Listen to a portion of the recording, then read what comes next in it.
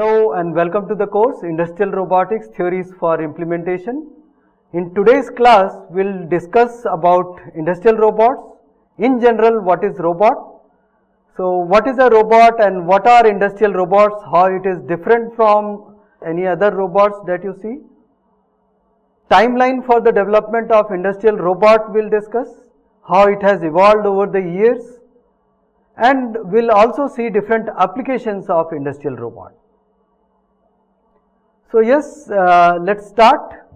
So what is a robot? Robot, there are many definitions that is existing over internet and various textbooks, but this is one of the most common one, which is a superset of all those definitions that I found.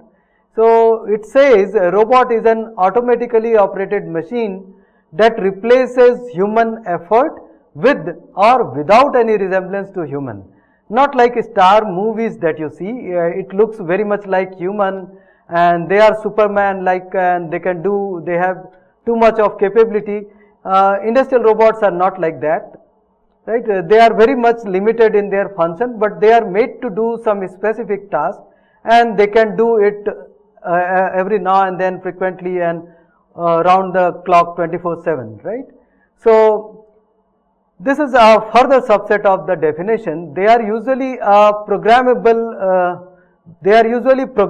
through a computer and can carry out a complex series of tasks automatically. Once they are programmed for any complex series of tasks that you will also see in the application videos that I'll show you now, right? It can perform very intricate tasks, we'll see.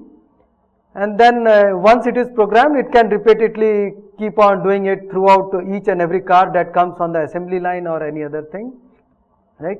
So industrial robots are used for manufacturing in the industry and are capable of movement on three or more axes. We'll talk about axes very much in detail while we'll be discussing kinematics in this course, right?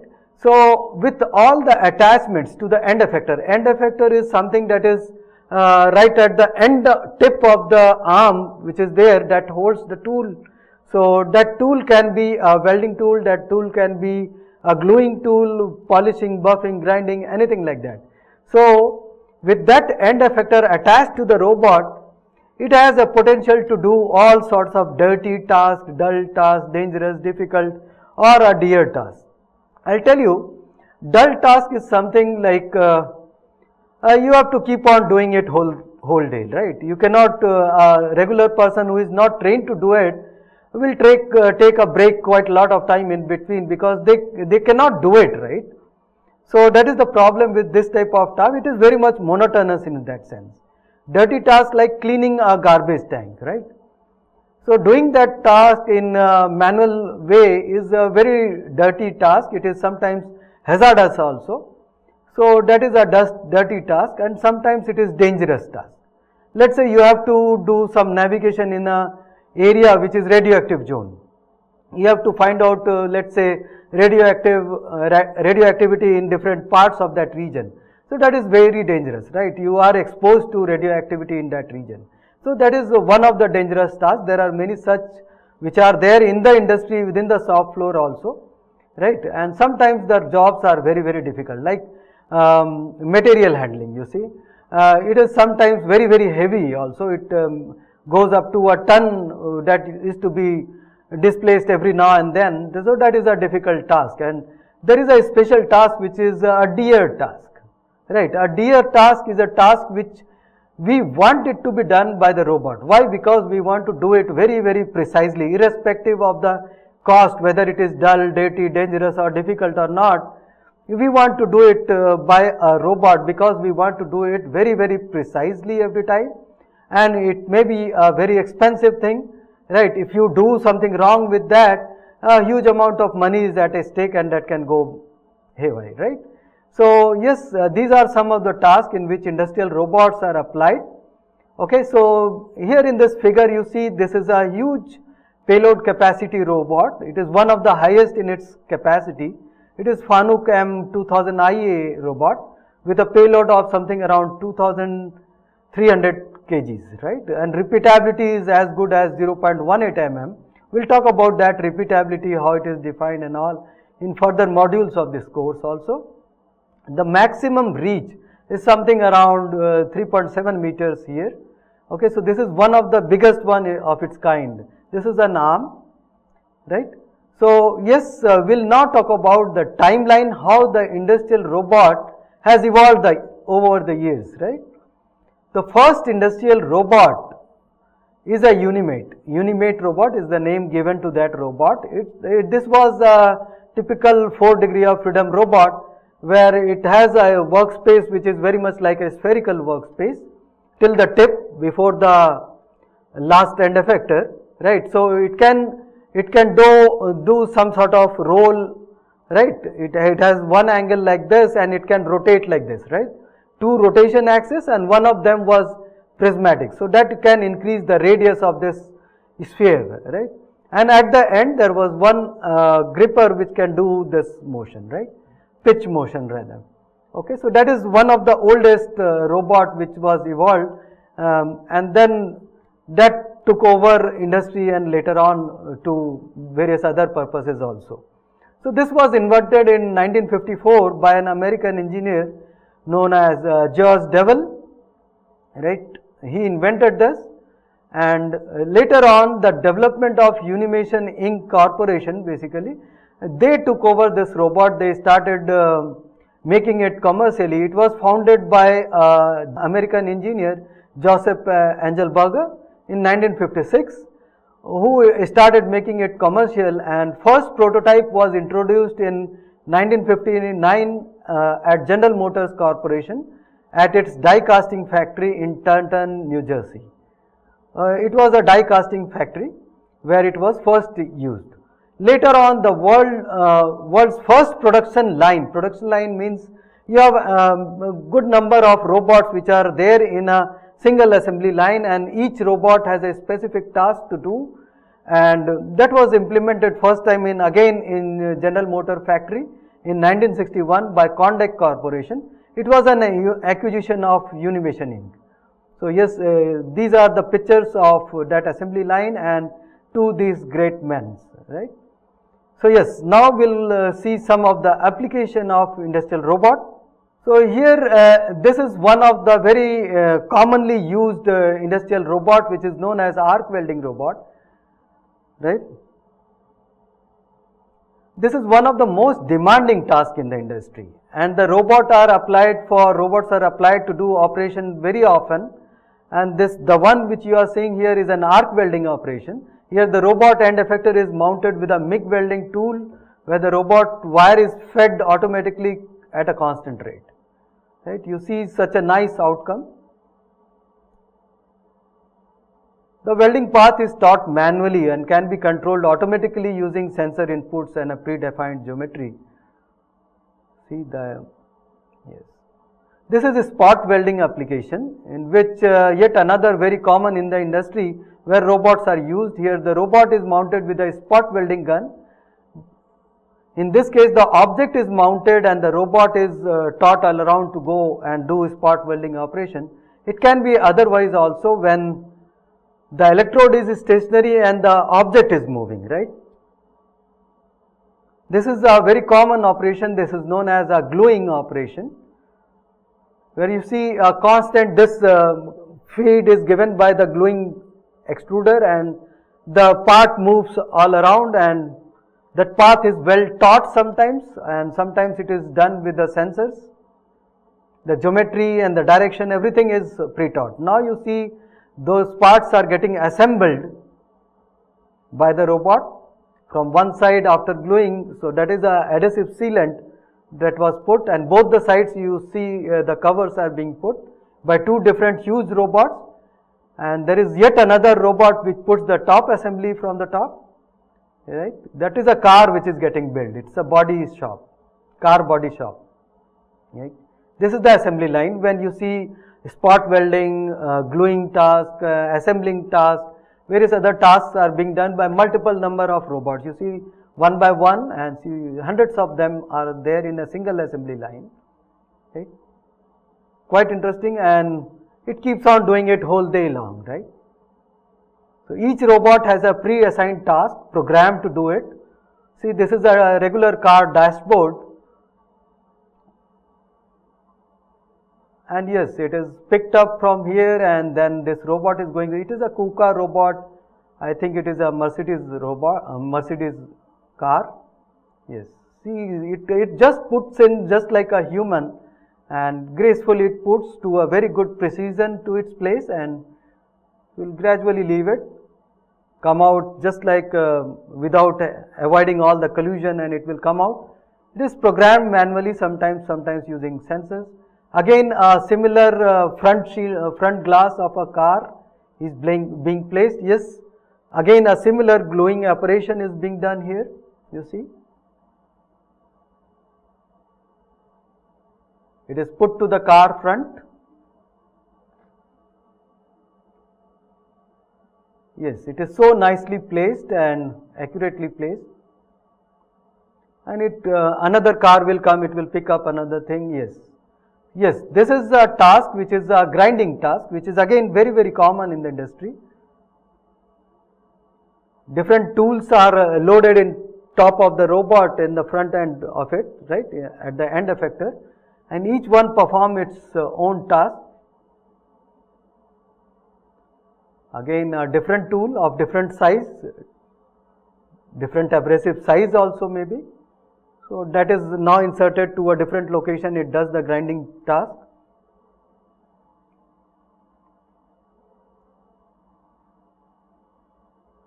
In this type of robot, normally it is fitted also with a force sensor. It can feel the forces, right, so that it can have a constant force all over and do uniform grinding on polishing operations. So this is a type of deburring, and finally polishing will be done. So each process requires a different tool to be fitted at top of the robot, and each one does its own job. Finally you get to see a uniform finished thing, right. Yes, see, so nicely it is doing, just like human, because it is taught by human. See, so nicely looking uniform surface finish. Yeah, this is one of the most wonderful tasks you will see, you know. You see a silencer probably, or sometimes rack tube. So it is being cut by laser. So laser cutting is a very good operation that is done, because it is hazardous also. Humans cannot go inside to that chamber where laser is in operation. Powerful lasers are there. It is precisely cutting the task, see, uniformly orienting all over the tube, and it is cutting a profile, not just a circular shape, right. Looks like a silencer of a car maybe. Yes. Another similar part which is very profiley in this kind. It nicely orients and cuts, so every time the cutting angle is maintained, because the CAD is inserted to the geometry of that simulation tool, and finally offline programming is done, and that is fed to the robot, so which can be assembled later on like this. This is another very common, and it's a hazardous task also. This is painting robot. Different robots works just like human. You see, these are mirrored robot. It looks like a mirrored robot. From both the sides it is uniformly painting. One of the robot is just holding from the top, right. One of the robot is just holding from the top. It will gradually close it also, right. And some of the robots are opening the door, and still painting is being done by the robot, right. See, it can orient so nicely, no? All the sides it is doing so gradually and nicely without hitting anything. You see, robot itself is also shielded well, so that paint should not destroy the electronics which are there in the robot. This is a material handling task. You see, huge metals are picked up by the robot from different places, and n number of robots are there in a single workspace.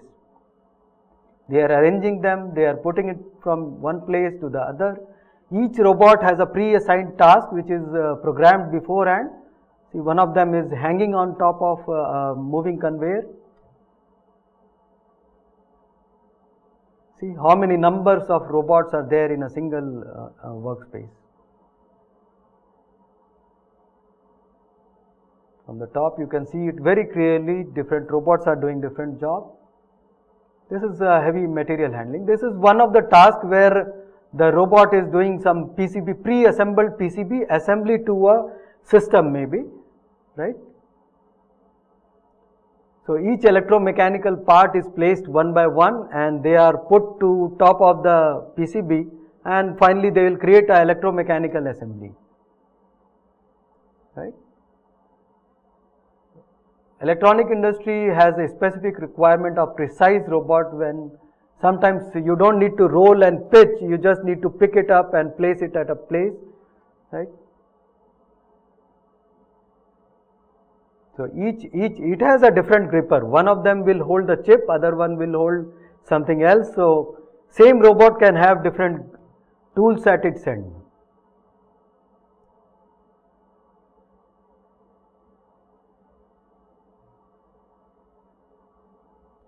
Now you see this operation is in particular known as a pelletizing operation in the industry, where various objects of similar kind are stacked together in a carton, which can be placed on a conveyor, finally it can be loaded onto a truck, and that is dispatched. So this is a very common task in food and beverage industry, like that, right.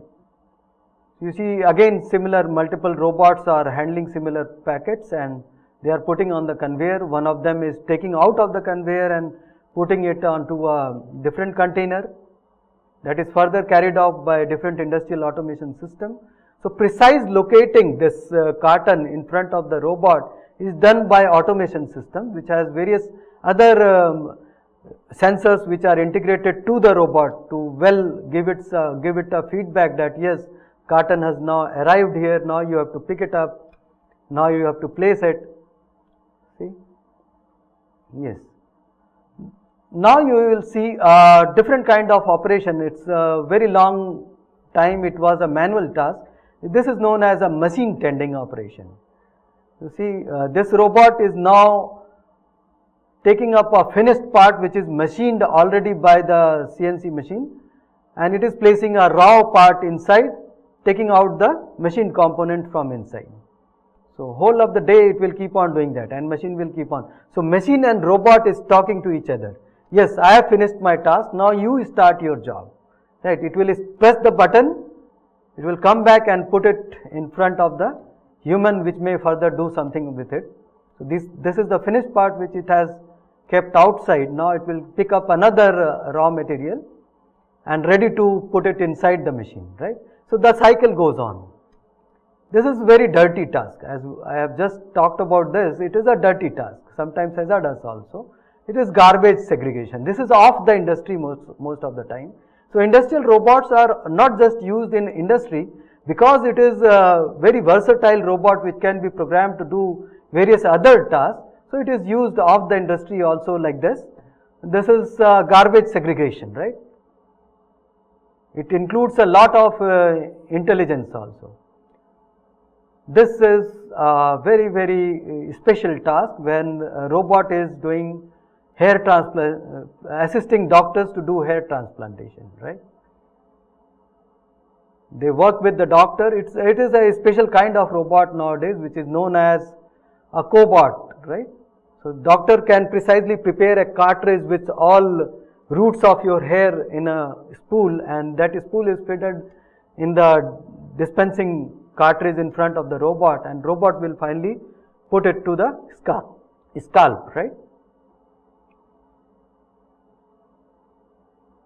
Long sitting operation when patient has to do it is maybe painful also. It looks very scary over here. Why somebody should go for such an operation where robots are doing something means. It takes time to build confidence when a robot is in front of you instead of a physical doctor, right. And this is yet another interesting application of a robot, when a robot is used to do some movie shooting, right. So huge cars that you see flying all around in the air in different movies nowadays, is those cars actually they fly off not just by CGI techniques, it is sometimes very, very physical like this. Two robots are just moving this after an explosion which is simulated here with some sort of sprinklers which was sprayed. This is from a movie which is Fast and Furious done by Universal Studios. This is an amusement task, you see. When robot can make you feel a huge acceleration, right? It can move like anything at different angles, and sometimes the rider also wears a head mount device, that is VR you would say, right? And they just feel the roller coaster.